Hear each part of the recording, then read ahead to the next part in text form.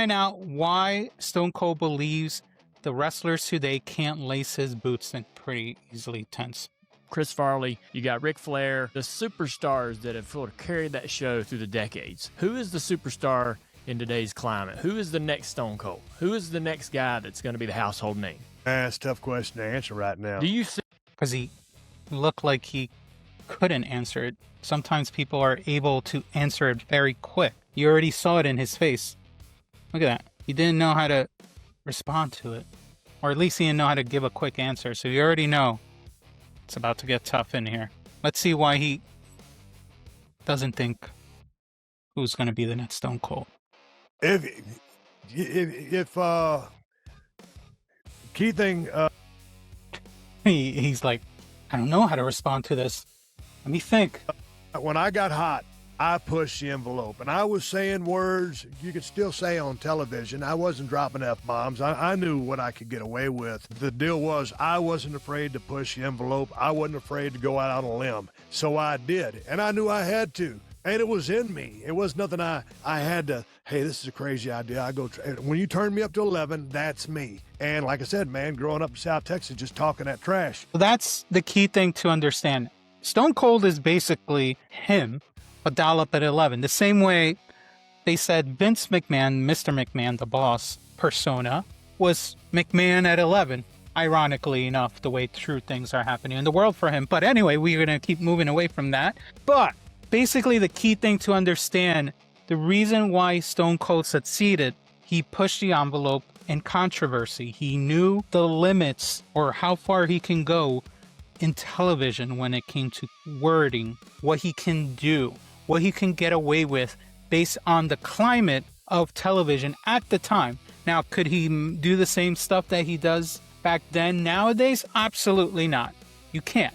The world has become a little too soft compared to back then when it comes to wrestling. So yeah, especially now, WWE is a traded company. They have certain standards. They're under TKO banner. Again, another set of standards. When Stone Cold was running things in Monday Night Raw, he only had to answer to Vince McMahon.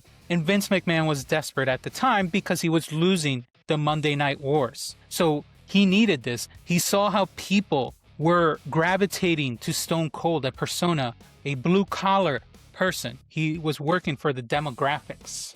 So to answer your question, I had no restrictor plate on me. You know, like the guys today do. Yeah, just because, like I said, it's a way more friendly setting, and there's a lot more control on television than went back in the day. We could do that. Hey, I went to Brian Pillman's house one time. He had a busted leg from wrecking his Humvee. And definitely check out my 5 Stone Cold, very aggressive moments. It's on my page right now. We just released it today. He's about to talk about it. But another thing to notice, nice cars, guys. And I broke in his house with a baseball bat, and he pulled a gun on me on Monday Night Raw, and then shots were fired.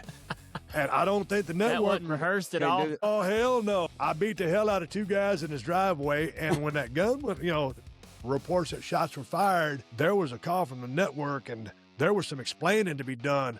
But we had done it, and, hey, then we apologized. Ask for forgiveness better than asking for permission first. That was the strategy for McMahon and Stone Cold. It worked. There's a bunch of documentaries on the Monday Night Wars. I think especially the one that WWE Network did that they talked about this too, is that they just went with it and hoped for the best. USA Network did called Vince within the hour. The edited video, because they scrubbed that video, they took away the gunshot. The original one, I believe, has the gunshot. Unless that's not true. I'm pretty sure it was, they had the gunshot, but in recent videos, if you try to find it, they just muted, I believe. But they still have that video out there with him and his pistol, so yeah. My point is, I don't know that anybody can push that envelope as hard as we did, and I really think that's what it is. And again, I go to it's like the people that love you.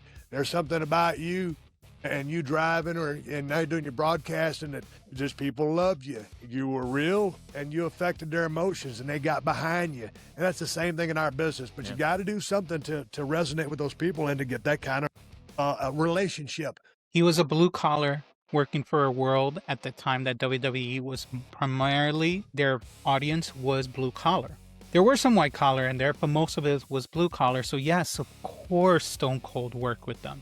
You know, I mean, that majority, I still think it's true. That majority is still blue collar. There's more white collar nowadays, but it's still majority blue collar in my opinion. Maybe that's why there's still a split on Cody Rhodes. Anything you do, it's all about relationships. Even though you're an entertainer, you have a relationship with those fans, and those fans got to live vicariously. I've talked to so many people through all the stuff that Stone Cold Steve Austin was doing, and they might have been in a bad way or had some problems going against them or whatever, and they turn on that TV, and when you're in the entertainment business, if you can make somebody forget about their problems for about 2 hours and put a smile on their face and they get that adrenaline going, that's a good thing. Yeah. And so I just think it'll take someone to be able to capture that audience again. I ain't saying you got to go crazy, just got to turn them loose a little bit. Chevy Chase.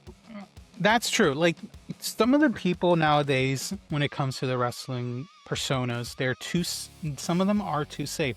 And some of it's not because of them, it's because of the networks, because of the writers, whoever's holding them back. Like I said, publicly traded company means public issues. They have to deal with that stuff because they don't want their stock to plummet. And that's the unfortunate part, and that is probably part of the catalyst that made WWE the way it is today. If they never made it into a publicly traded company, probably they will be able to get away with the things they do. Think about it. AEW right now is not a public traded company. If it was, would they have that amount of blood all the time? No, they'll minimize it to the level WWE has. It's part of the issue when you go public. You have to deal with more authority than just Vince McMahon or whoever's running the company. Most of the wrestlers nowadays have to deal with that issue, and Stone Cold had a privilege, a little bit in my honest opinion, but I think he's the first one to show how far you can go. NWO and WCW did the same. They try to push their boundaries as well. So a word to the wise, I guess, for all the wrestlers out there, figure out what the limitations are. And yeah, it's not a war crime the first time. Military Man once said it is not a war crime the first time. Well, find out your limitations for the network and push it until you have to ask for forgiveness. I think that's the best way to go, but who knows what happens when you get caught, or you might get punished. You may get not pushed anymore. I think something needs to happen if they expect to go further. And maybe this coming couple of weeks with WrestleMania, people not wanting to buy, people not wanting to purchase all this, maybe it'll change their behavior. Maybe they'll go a little harder. I mean, the whole segment with Cody and Randy this past Friday proved it. They are trying to go a little harder. They made Cody bleed. So we'll see. Let me know in the comments. Do you think? Honestly, I didn't think he went that hard on the fans, but on the other wrestlers of today. But he is asking them to go a little harder. So anyway, let me know in the comments. Do you agree with Stone Cold's comments? Leave a comment, and I'll see you in the next video.